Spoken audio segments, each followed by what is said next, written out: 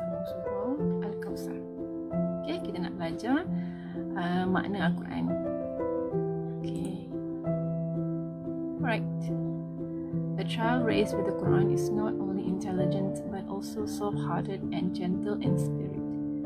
Jadi anak yang dibesarkan dengan Al-Quran bukan saja anak yang pandai, tapi juga anak yang berhati lembut dan baik.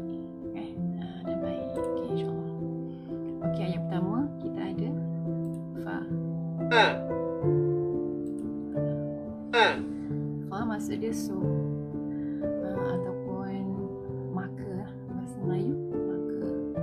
Fa maka, so. Okay, ayat seterusnya Ka. Ka.